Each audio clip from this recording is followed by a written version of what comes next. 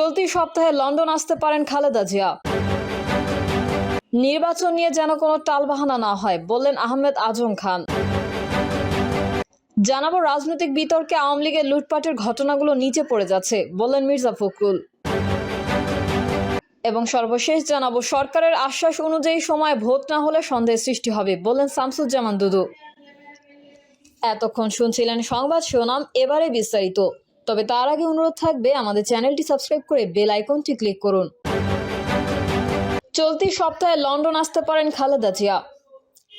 BNP chairperson ও সাবেক প্রধানমন্ত্রী খালেদা জিয়া চলতি জানুয়ারি মাসের প্রথম সপ্তাহের মাঝামাঝি সময়ে লন্ডনে আসতে পারেন। সবকিছু ঠিক থাকলে উন্নত চিকিৎসার জন্য সোমবার সকাল 11টায় বাংলাদেশ ছাড়তে পারেন তিনি।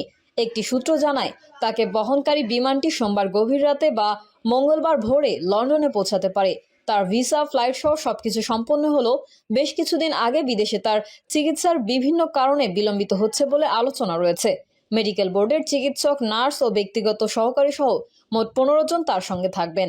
বিএনপির নেত্রীকে প্রথমে এয়ার অ্যাম্বুলেন্সে করে যুক্তরাজ্যের লন্ডনে এবং তারপর সেখান থেকে যুক্তরাষ্ট্রে নিয়ে যাওয়া হবে বলে একটি সূত্র জানিয়েছে।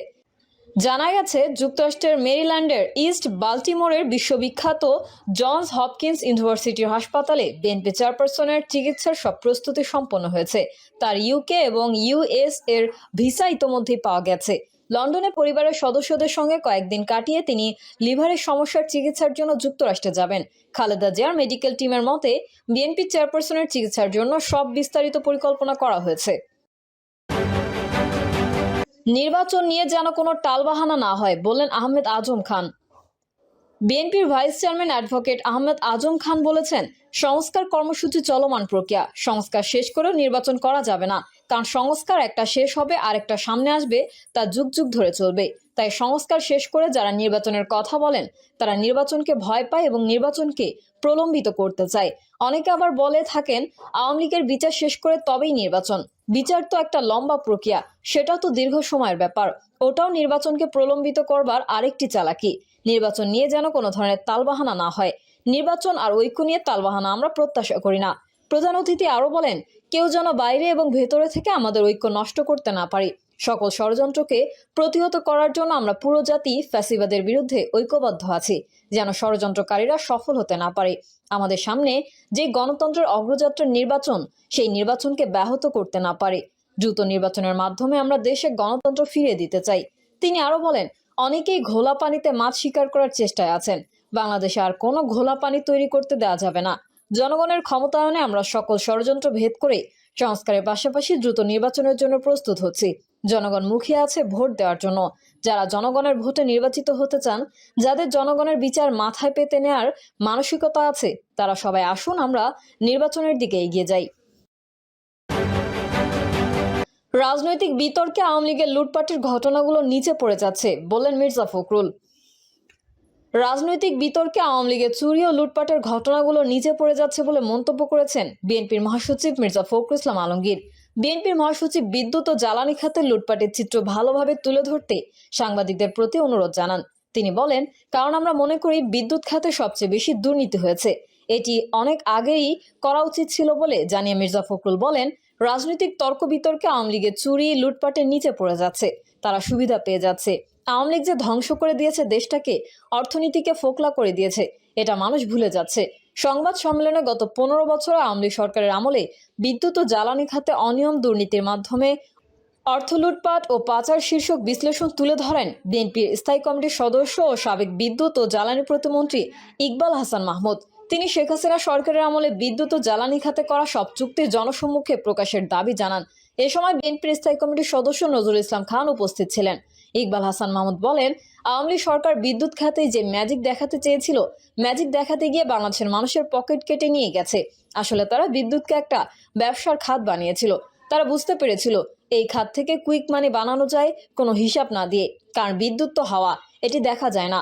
ক্যাপাসিটি চার্জে কোনো মেশিন কত ক্যাপাসিটি, কে এটাকে আইডেন্টিফাই করেছে এবং সেই মেশিনগুলোর ইফিসিয়েন্সি কি, এগুলোকেও বিশ্লেষণ করে না, দেখেও না। সাবেক এই প্রতিমন্ত্রী বলেন, এই ক্যাপাসিটি চার্জের নামে তারা 15 বছরে প্রায় 1 লাখ কোটি টাকা নিয়ে গেছে। বিদ্যুৎ খাতের কোনো চুক্তি পাবলিক প্রকিউরমেন্ট রুল মেনে করা হয়নি বলে অভিযোগ করে ইকবাল হাসান মাহমুদ বলেন, we must C the contract. তারা কিভাবে কন্ট্রাক্টগুলো করেছে এটা পাবলিক হওয়া উচিত। অন্তর্বর্তী সরকারের কাজ হলো প্রতিটা চুক্তি উন্মুক্ত করে দেওয়া। যে কোনো সময় বিদ্যুৎ খাত মুখ থুবড়ে পড়ে বলে মন্তব্য করেন সাবেক বিদ্যুৎ প্রতিমন্ত্রী। তিনি বলেন, আওয়ামী লীগ সরকারের আমলে বিদ্যুৎ যেসব উন্নয়ন করা হয়েছে এই উন্নয়ন টেকসই নয়, সাস্টেনেবল নয়।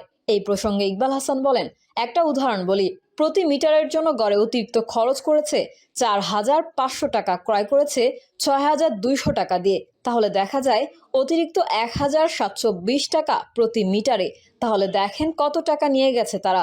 এবং এনআইসি কার্ডের দাম 2,000 টাকা, তারা ধরেছে 5,215 টাকা। এভাবে দেখবেন এই খাতে দুর্নীতির কোনো শেষ নেই। সরকারের আশ্বাস অনুযায়ী সময়ে ভোট না হলে সন্দেহের সৃষ্টি হবে, বললেন আসাদুজ্জামান দুদু।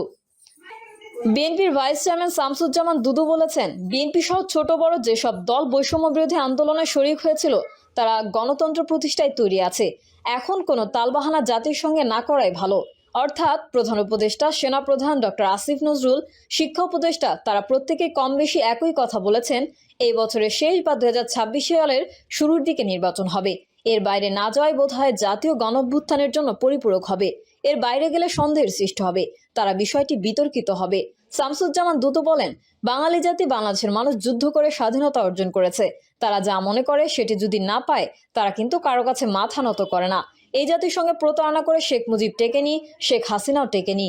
আগামী দিনেও যদি কারো মাথার ভেতর এই প্রতারণার বিষয় থেকে থাকে, আমি তাদের অনুরোধ করব বাস্তবতায় আসুন, তাহলে বুঝতে পারবেন কোন কাজটা আগে করতে হবে, কোন কাজটা জরুরি। এই জিনিসটা যদি আপনারা বুঝতে পারেন তাহলে অনেক সমস্যার সমাধান হয়ে যাবে। তিনি বলেন, সাংবাদিক ও মিডিয়া যেমন দেশের উন্নয়নে ভূমিকা রাখতে পারে, ঠিক তেমনি দেশ বিরোধী ভূমিকাও কখনো কখনো তারা পালন করে। এদেশে সাংবাদিকদের যেমন দীর্ঘ ঐতিহ্য আছে আন্দোলন সংগ্রাম লড়াইয়ে, তেমনি কিছু কুলাঙ্গারও আছে, এখনো আছে। তিনি আরো বলেন, 24-এর যে মহাপ্রলয়, মহাপরিবর্তনে ছাত্র জনতার ভূমিকা, সেই ভূমিকা যেমন তুলে ধরতে হবে তেমনি এটিও তুলে ধরতে হবে। গণতন্ত্র উত্তরণের জন্য আমাদের পথটা কি? গণতন্ত্র উত্তরণের একমাত্র পথ নির্বাচন। শেখ হাসিনা বাহানা করে নির্বাচন ব্যবস্থা ধ্বংস করেছে। সেই তথাকথিত নির্বাচনের প্রশাসক, পুলিশ, ইউএনও, ডিসি, নির্বাচন কমিশন ছিল আওয়ামী লীগের লোকজন। একমাত্র সাংবাদিকরাই নিজেদের অবস্থান থেকে যতটুকু পেরেছে সেটা জাতি, দেশ ও বিশ্বের সামনে তুলে ধরেছে।